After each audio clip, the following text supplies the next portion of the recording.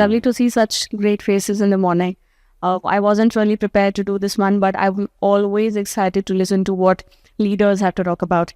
Now, when we look at HR leaders in our companies or other companies, the job role seems very comfortable, very flexible to others, but the flexibility comes with their own set of challenges, their own set of greater challenges.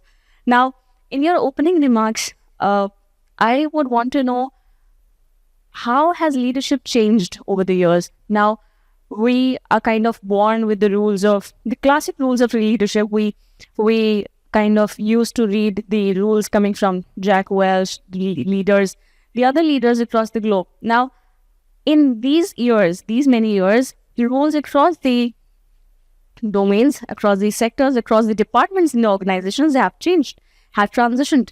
How have they transitioned really?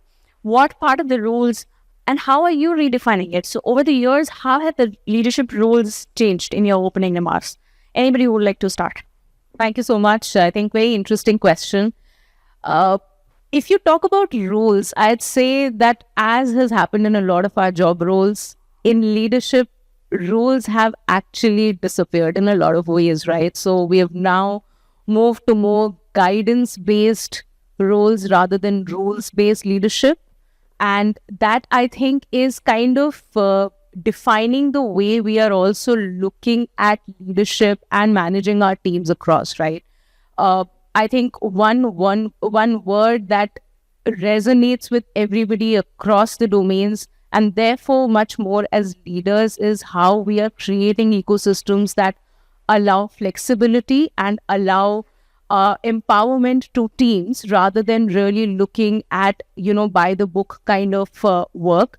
And therefore, leadership by definition, in my opinion and my experience, has gotten a lot more complex, because the kind of questions that come up now didn't really used to exist a few years back, right? So I think if you ask me how the rules have changed, the definitions of rules is changing now in the ways that rules are kind of disappearing as are very defined job roles. Very true. In my domain of writing and doing my job, that's PW Disrupt. It's our startups community. I get to talk to a lot of entrepreneurs, a lot of investors. In that culture, the culture of startups, the roles of organizations have really transformed, especially the culture, the skilling manner, the hiring processes. They have changed a lot. Now, I know that there is a slight difference when we talk about MNCs, when we talk about India's large corporates, when we talk about startups, but we need to see a thread. The processes remain processes, right? We need to see the thread. What's coming from the ages will go on for the ages, but how the ways have been changed. We will touch upon how technology is coming into play, how we're looking at inclusivity, gender diversity. We will also talk about skilling, hiring processes. But given the broader sense of the panel, how are you looking at leadership changing? Very interesting question. First of all, good morning, everyone. I think, about 25 years ago, when I started my career, one wise person, and one wise lady, a woman leader, who I still admire to the core, told me that leadership is really all about helping people express themselves, helping people be themselves. The transition, I think in 25 years later, I've learned is, I think it's more important first to be yourself. Leadership, at one point of time, one felt that when you get into a role, when you take certain responsibility, there's a mask you need to put on, okay? Where there's a certain way you behave, there's a certain way you conduct yourself. I think much of that has disappeared, where today, for me, leadership starts first with vulnerability. Being vulnerable yourself, being who you are. You don't need to put on a mask. You don't need to show people someone you're not, okay? That's the only way you can help people express themselves and allow them to be themselves in the first place. Second, I think 2 decades ago, leaders emerged from a vast amount of knowledge. The more knowledge you had, the more experience you had, the wiser you were considered. I think much of that has disappeared. And what's more important today are leaders who are governed by a set of values, their behaviors, the way they approach not just people but also situations, and how they are willing to take a step back and allow people to be in the forefront and let them take decisions with the assurance that I've got your back. Third, I think with change in technology, vulnerability, I personally as a leader feel that I remind myself every single day when I get up, I'm not half as good as the people who are working with me. They're far more knowledgeable. They have a much higher ability to take risks. At the same time, my job is to facilitate. My job is to allow them to express. My job is just to encourage, mentor, and more importantly than ever before, coach them. Good one. Good, Prashant. I'll speak next. Morning, everyone. Good to be here. Thank you for having me. I think the way leadership is changing is this whole definition of leadership, and that's what I quite openly talk about in organizations that I work for. Typical old school mentalities, leadership is with your number of years of experience and the roles that you've done that define what you're doing. I think leadership is not dependent on the number of years of experience or the grade. It is about the characteristics and something that Prashant touched upon. I define leadership with three key metrics, and that's what I tell people. You could be a very young person, but you could still take the lead. So the colloquial term of leadership is, and hierarchy is not. So the first thing that I always talk about is how are you taking decisions, and how confident are you to be able to take decisions. And that's a very big word where you can't default it to anyone else. So empowerment comes with a lot of accountability. You have to be accountable for the decision that you have taken for yourself and the team. That, I think, is the first one. The second one, which I'm borrowing from Prashant and which I talk about always, is trust and authenticity. How do you impart trust in and around yourself, and how are you authentically always having your team's back? And third, I think leadership is about being, servant leadership is very common, but I think what I'm talking about is how can you be humble to accept the diversity of opinions without feeling challenged. So very important that you could be anywhere in the organization. The rules of top-down management, top-down, policies have changed to guidelines, have changed to nudges. So, even the languages that organizations are using are getting different. So I think leadership in its colloquial term doesn't exist anymore. You could have a leader in a team here who's the youngest person can take the lead because he or she is happy taking the decision, building trust, giving people the confidence to be themselves. So I think those will be very true. But two things between two of you. You mentioned about witnessing different set of opinions. You mentioned about vulnerability. Very difficult for a leader. Very difficult for a leader. Shaleen, you would like to... I just wanted to add up one thing. Obviously, Prashant has said, and she's also mentioned. For me, leaders is not a role right now. It's basically a dynamic skill which evolves with times. So as and when organizations gone through unprecedented times, you will really require somebody who can really navigate you through that. And for that, it requires effective leadership. So that's how the skills is required. And anybody who can perform and take the organization further. So it does not depend on that I am a leader, but I'm not able to navigate the organization to the next level or maybe challenging times. You need somebody carrying that skill to really take you through. I think that's what the new gen leadership is all about, that you found out that skill, somebody who can really take that through. So very, very important. Plus trust, all that is part. But today, somebody, a leader who can really understand the cultural intelligence is very, very important aspect of it. We talk about empathy, emotional intelligence, but the way the organizations are, the global organization, it is very, very important for the leaders to understand the cultural intelligence, because if you don't do that, many times you found out that you cannot become a global leader. So, and And that could be clubbed with emotional intelligence, because obviously you need to understand people emotion, manage yourself well. You have to have your self-awareness and then understand others in order to provide solution, which in the best possible way for the organization. So that part, I think there is a change in the leadership role. That cultural intelligence plays a significant role. In fact, in the organizations where we have a global presence, or maybe people with different cultural background. So that's my point on that.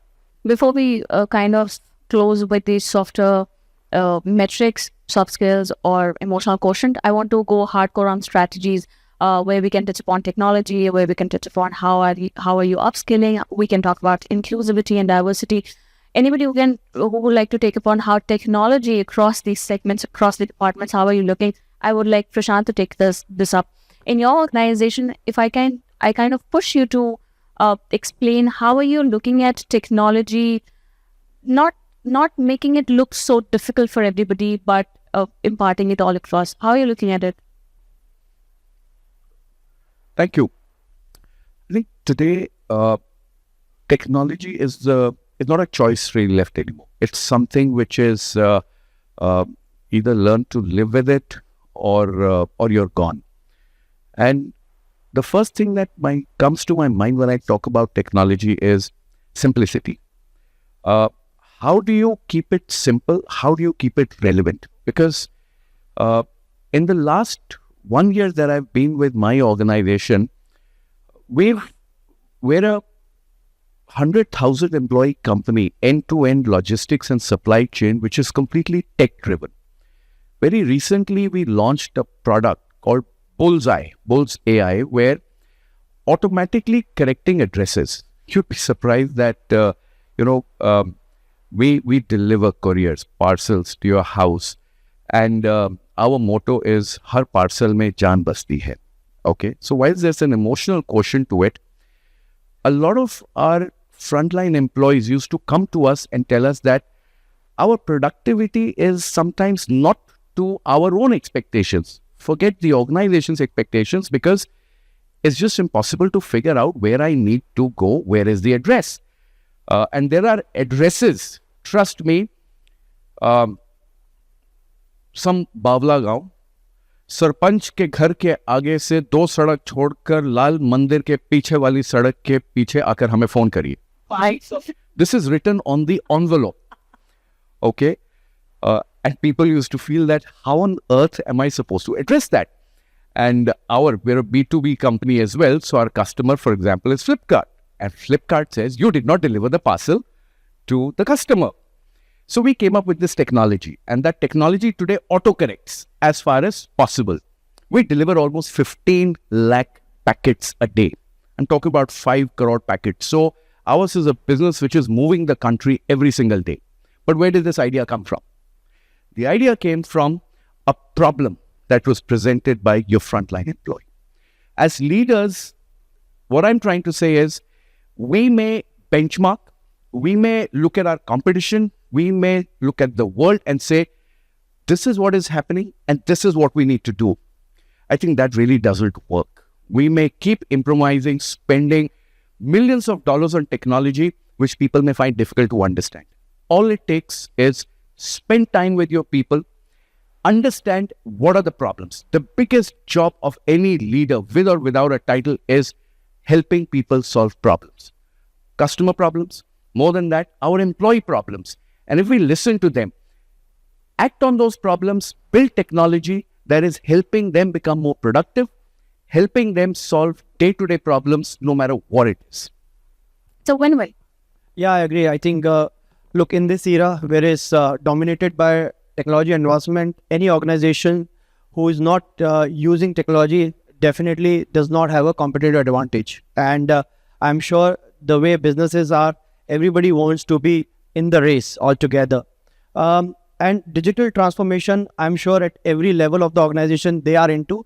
Maybe some are only digitizing it, some are into digital transformation. It depends on the level that they are. But it is a must for all the organizations to get into it and get into it now. Because if you see, the 30% of the workforce right now are Gen Zs, and it is going to go up. And these guys are born with the tech spoon only, right? If you don't give them that advantage, I am sure they would not be very keen. And as far as the organizations are concerned, business is concerned, if you sit in the boardroom, all the big leaders want to deliver more with less. And especially people who are in human resources, you have that responsibility to make sure that you have a blend of people and technology put together in order to deliver results. So without technology advancement and putting the tech in place, you will not be able to. But I completely resonate with what Prashant has said, that it needs to be very simple, because generally people put technology during the rat race, right? But they need to put people at the center. Is it simple? People will accept it. How well they're going to really maneuver it, manage it, and accept it and adopt it. And then only they will use it. So there we make mistakes. And plus, technology will give you an advantage to give data-driven results. That is very, very important. Today, we all are sitting with humongous data, but how well we are analyzing it, processing it, and giving right inputs to the leaders, which all the leaders would want, because that is as a sanctity to give. So tech has the power to deliver all that, and which is why organizations are more and more into it. But my caution to all the organization, especially HR also, don't be into rat race. See where your organization is leveled and then introduce tech.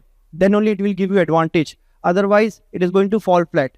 I know many people, and sorry if anybody is from the government side, if you go to any government organization and we have people, senior people who have been managing, they said that any new thing comes, they introduce it.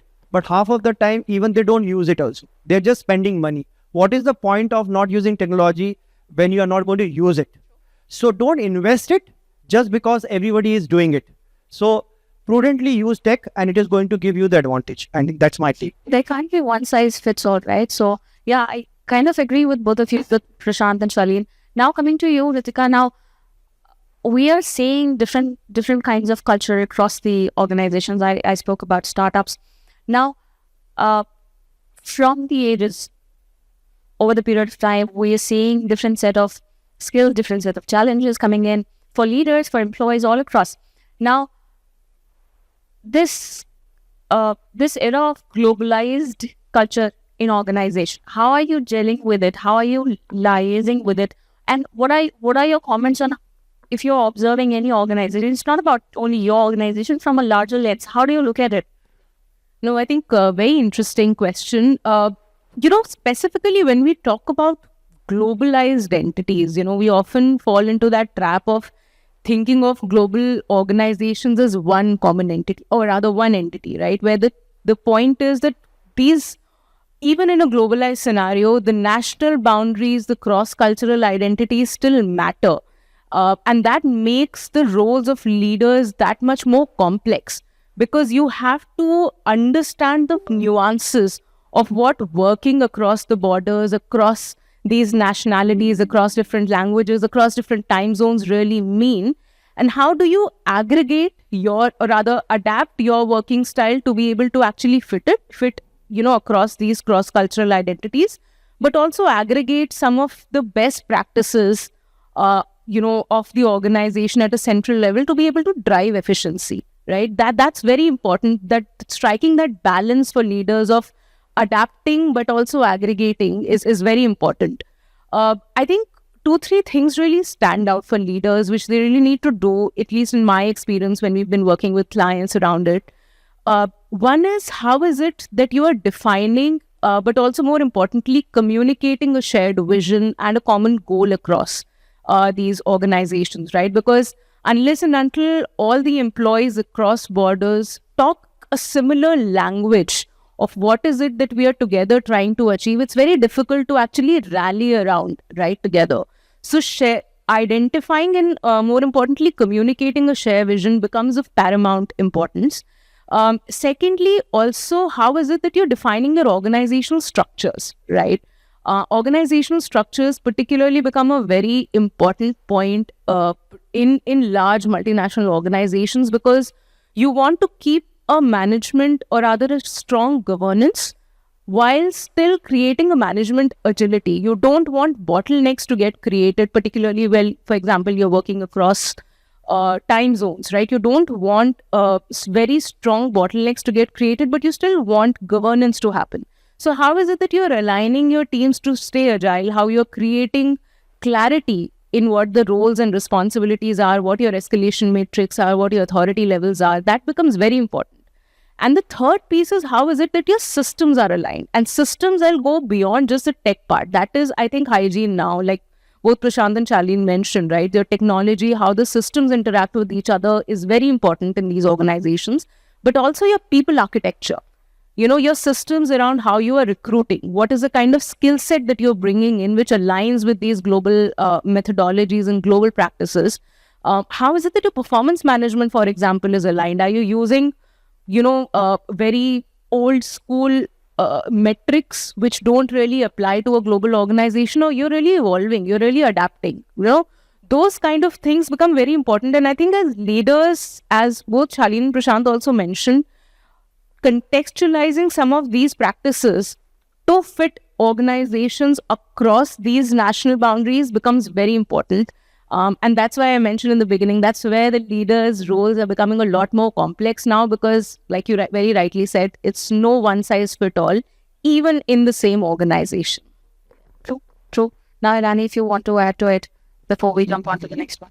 Yeah, I think one of the nuance that I see myself grappling with is the geopolitical environment of the global, entities. What's okay and what's happening in Israel. How are you reacting? How are you responding? And there are, in a global organization, I think that sensitivity is also something that's left to human resources at times, because people react with emotions.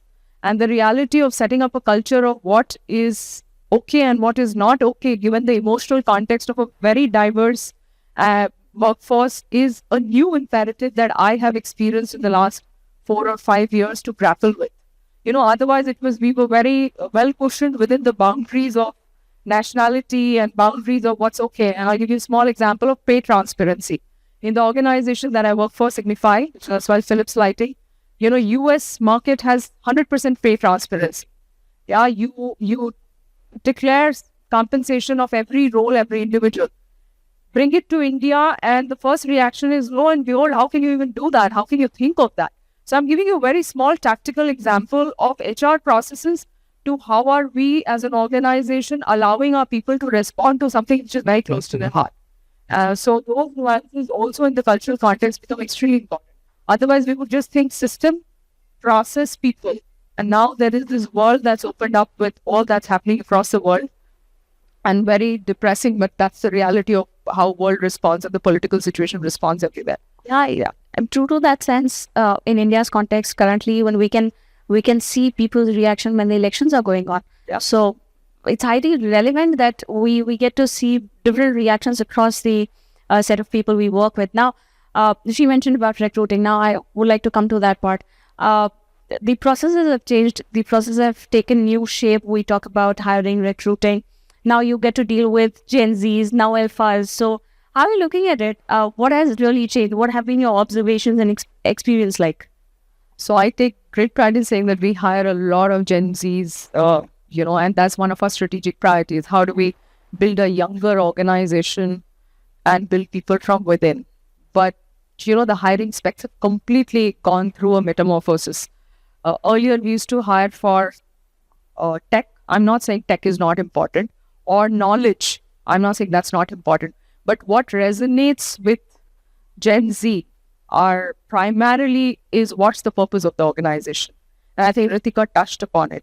What is the end objective? And I think most times what resonates, and if we go to campuses and I take a dipstick from the team to say what resonated most, what resonates most, and when the campus trains, and we have about 200, 250 joining us every year. If I ask them, what's the one thing that stayed with you? They talk about your purpose of brighter life, better world. I'm from Philips Lighting, so I'm talking about that, Signify. And then they say, we take pride in working for an organization which is next to sun, the biggest source of light next to sun. That's got nothing to do with our B2B or B2C business at all. But what these kids, I would like to call them kids, remember is that the purpose of the organization is brighter lives, better world. and we are working for an organization that's creating a sustainable planet. I think that resonates with them. The second thing that I think very important is, and Prashant talked about it, is the real sense of empowerment. I think how are you empowering them to take risks through projects? I'm not saying unstructured, but structurally give them experiences so that they feel empowered to be adding value to the organization. So connecting the purpose to their individual contribution is very important. Otherwise, you give them their KRAs and then they'll say, I don't know how it leads to brighter lives, better world. So, I need to contribute to that. And that was very important to join the dots to say your role here and this project will lead to this, which will lead to the purpose of the organization. Third thing, I think Gen Z is very, very high on continuous learning. I think our generation was very happy with the milestone. Oh, I have done an MBA. Oh, I am an engineer. Oh, I am this, I am that, I am a lawyer. I think this generation is never satiated with a degree. I think their idea is how is an organization investing in me to be able to learn continuously. And I think that's important. I think it's just, a theory of evolution that these kids are thinking this way because that's where the world is moving. All of us need to evolve every day. So these three nuances, I think, are extremely important. And I know I just met a lady in the audience, sorry I forget your name, but the other reality, which is a mindset shift for the colloquial leadership, is issues of well-being. The issues of well-being are of much more prominence. Earlier, we used to make policies around physical health. They are passé. Mental health is real. So how are we creating, and we can stereotype a lot as leaders. She is not feeling well, she has mental health issues. God only knows what's this mental health. Work-life balance. I don't know how these kids don't work long hours. So our stereotyping is so high that we really need to understand where, this generation is coming from. And I think one of the things that this generation is coming from is shared access to information. We never had that. So they have access to information. I think the stress that they go through is much higher than when we were capsule. So very important that as you nurture these people, because we have an imperative to at least make sure that 80 to 85% of them stay with us and build careers with us, is to give them this ecosystem. So I know I went a little broad, but this is very close to my heart. And when I see them successful, it's really gives me joy. Good one. Now, the bit you mentioned about your vision, now children responded to that one. In my personal understanding, I really hold this part of leadership very critical, where you see the new joinees kind of not only knowing your vision, knowing your organization purpose, but breathing it, living it. And that's the core purpose of what you are bringing in the organization. Now, I'm coming to you, Shaleen. When we talk about organization and leadership in that, across the roles, across the departments, in your sense, in your understanding, what can be the three potential challenges for a leader to witness that is pretty tough to answer, pretty tough to solve, but you get to confront those? What can be three potential challenges for you as a leader? So, as a leader, the first challenge, since the business has become so dynamic, what is true today may not be true tomorrow. So how you are making your organization, people, the future ready is one of the biggest challenge for me as the people function leader, which means that how people are embracing learning, reskilling, upskilling on a regular basis. She talked about learning. That is a biggest aspect. There are people, because obviously you have a team mix in each functions and you have people who've been in the system for 15 years, experience of 25. Their learning agility would not be that as much high as the Gen Zs. But in order to make sure that they also become future ready, there has to be a continuous learning, and how you're making sure that every single person contributing to the vision of the organization, growth of the organization, making sure is future ready is one of the biggest challenge that as a leader I have. And we are working towards it and making sure that every person around that is continuously moving forward and supporting that's first part. Also, pressure on top line and bottom line is extremely high. We may talk about good things, what HR is doing, what not, but at the end of the day, survival of the business is getting very, very difficult. Competition is fierce, And it's on us as well, making sure that the people that are working are contributing towards both the top line and bottom line. So what are the potential policies, processes, practices that you are laying down to make sure that business is being supportive towards us? No more that we are only the counselors, providers to the CEOs, right? We are potential partners, and we almost contribute the same level with the other CXOs in the organization to be a great partner for the CEO. So that is second challenge. Third is obviously making sure that people continue to remain engaged and focused. It's very important, as I said, that there is a talent war. If I don't take care of my own family teams, that there's somebody who is definitely there for hunch, and we might lose good talent. So at the end of the day, she talked about well-being. He talked about various AI's interventions. Why are we doing that? We are making sure that every single person who is being part of my ecosystems would love to continue in that ecosystem and flourish, grow, aspire to get roles that they are expecting, and obviously get compensation, happiness around that. So talent retentions, growth, all that is important. So as of now, if you ask me, I can take it as my current priority in the organization. I think these are the challenges, priorities that I am drilling down with. And obviously, I'm sure in their bits and pieces, it must be somewhere there. So for me, these are the three. Good to know. Now I'm coming to Ritika. Keep your response pretty short. These are the challenges Shaleen talked about that comes his way, or from a broader lens, bird eye view he looks at. But what can be the 3 potential mistakes a leader can make? I think one big piece that we spoke about earlier itself, right? So particularly for the younger population that comes in, the Gen Z population that we talk about, one big issue that happens is when they don't get really the big picture on what they are really expected to do, right? So when we keep metrics, particularly at entry level, very transactional, they only get to understand only a part of what they're doing, but not really the contribution that they're making in the bigger picture. And I think that leads to disengagement very quickly. And one of the, therefore, key things that we have, worked with clients on is creating impact-driven metrics, which really talk about how is it that they're focusing on outcome rather than just output. They don't care about spending 8 hours in the office. They care about actually creating value for the organization, and how that really talks about in their performance management. That is one big piece. The other thing which we often see is how oftentimes performance management is considered to be once in a year or twice in a year kind of process. And that, I think, is where we sort of miss the trick. The point is how performance management becomes a regular feedback loop.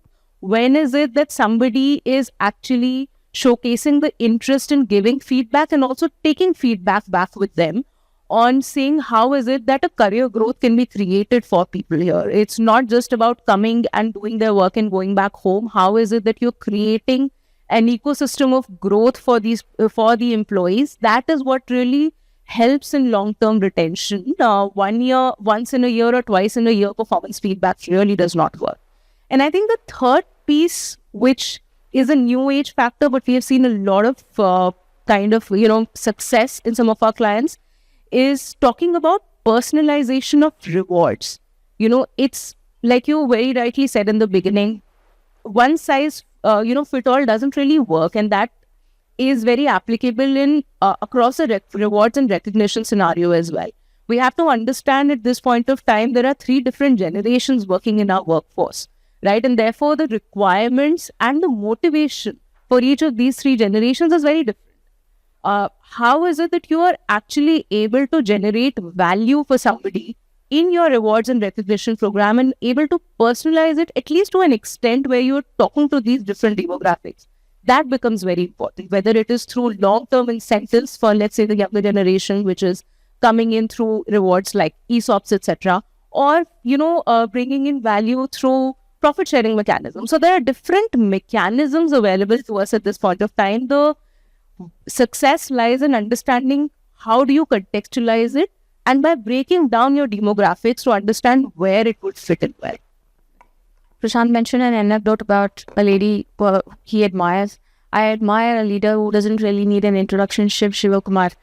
And I really closely follow his posts, his briefings and all. Recently, he mentioned about how CEO's role is being kind of dynamicize, or what should I use a word like that? So he mentioned about CEO is not about being a chief executive officer. He's also chief empathy officer. He's also chief energizing officer. He's also chief engaging officer. So a lot of responsibilities coming over. Now, Prashant, I want to in a simplified manner, want to understand you as a leader doing your 100%, right? Across the domains, across the challenges, across your own key areas, doing the upskilling trainings, recruiting, you're always overseeing all the job roles. But what can be the metrics for a leader to kind of measuring your success as a leader? Thank you. Difficult one, huh? I think it's a very interesting one because one thing which we all say is constant is change, and the way the world is changing. You would have heard how we've moved from a VUCA to a FANI world. Different topic for different discussion another day. But what it does mean is that, number one, I'll break this question into two parts, where one is the softer side metrics of how you're able to still inspire people. Okay, so I would look at more than engagement, experience of people. That how am I as a leader still relevant to a Gen Alpha, where the difference in experience is about 25 to 26 years, and what am I giving them as a reason to look up to me? Very impressive. Okay, that's number one, a metric that I would look at. Number two is how much of my knowledge. When I say knowledge, I purely mean wisdom learned through experiences. Otherwise, today, I see these young ladies and gentlemen sitting, they know far more because your access to technology, your ability to use technology and hunt down what you need is much faster than some of us, including starting with me. So my thing is, how do I, over the last 2 decades of experience, share that knowledge is another soft metric. And a harder metric, number one, that I've implemented recently in my organization is I make sure that any of our CXOs, okay, including me, none of my KRAs flow down to my team. Shocking, isn't it? Usually, if attrition or retention or whatever engagement, and I send a message to my team, including the youngest person, that I am as responsible for contributing to the purpose of this company as you. And your collective work is not going to help me get a score at the end of the day. And I've made sure that every level of leadership, no KRAs are replicated in my company. Leaders must have their own individual. We go by the 3+1 rule. Only 3 KRAs and 1 project. That defines 100%. And the 3 of my KRAs none of my team members are contributing to that. So that's a metric that I'm looking at in terms of that we treat each other as equals and that each of us is responsible for it. The second hard metric I'm looking at is how am I able to, we don't focus on attrition. I am only focusing on how am I able to retain the top talent in the company. Okay. And from where we're coming with an approach is really whatever it takes, excluding compensation. Okay. As simple as that. That money can't be the only lever for me to retain someone. Have I created the right culture? Have I created the right listening channels? More importantly, have I created the right opportunities, which means today, are my roles meteor? Are my roles something that inspire people to want to wake up in the morning and rush to work to get things done?